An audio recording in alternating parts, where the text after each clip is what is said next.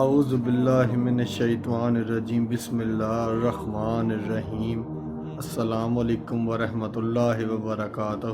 ان اللہ وملائکتہ یصلون علی النبی یا ایہا الذین آمنوا صلوا علیہ وسلموا تسلیما۔ اللہم صلی علی محمد وعلی آل محمد کما صلیت علی ابراہیم وعلی آل ابراہیم انکا حمید مجید۔ اللہم بارک علی محمد وعلی آل محمد کما بارکت علی ابراہیم وعلی آل ابراہیم انکا حمید مجید۔ جو شخص دوسرے لوگوں کو گناہوں سے رکنے کی ہدایت کرتا ہے اور خود اس پر عمل نہ کرے تو اس کی مثال اس جیسی ہے کہ شکار تو خود کرے لیکن نصیب دوسروں کو ہو۔ جس بندے میں مروت نہ ہو اس کی عبادت قبول نہیں ہوتی۔ موت کو یاد رکھو اور لوگوں سے اس طرح دور رہو جس طرح تم کسی درندے سے دور رہتے ہو۔ اپنی زبان کی حفاظت کرو اور بلا ضرورت بات نہ کرو۔ دنیا سے روزہ رکھو اور آخرت میں افطار کرو۔ دین کو دنیا سے ابتر رکھو اور لوگوں سے ملنے کا خیال دل سے نکال دو۔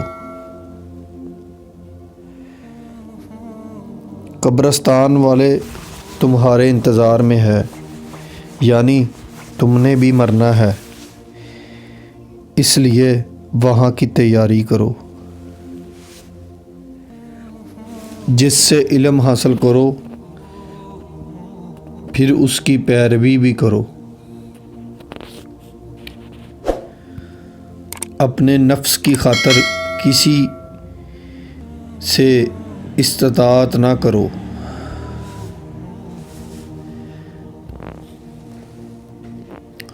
توبہ و عبادت سے بندوں کو وہ فائدہ نہیں ہوتا جو بندوں کی حاجت روائی اور ان کی خدمت کرنے سے ہوتا ہے۔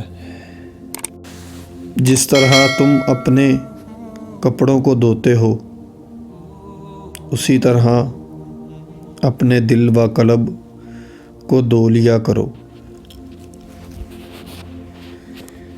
دن بھر گناہوں سے بچنا رات بھر کی عبادت کرنے سے بہتر ہے۔ اگر دوستوں کی صحبت سے کچھ حاصل نہ ہو تو تنہائی اس سے بہتر ہے۔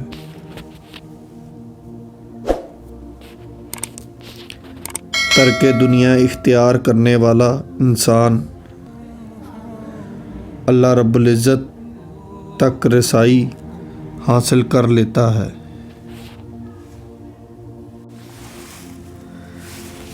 تنہائی کو اختیار کرو کیونکہ یہ عبادت کے لیے بہت ضروری ہے۔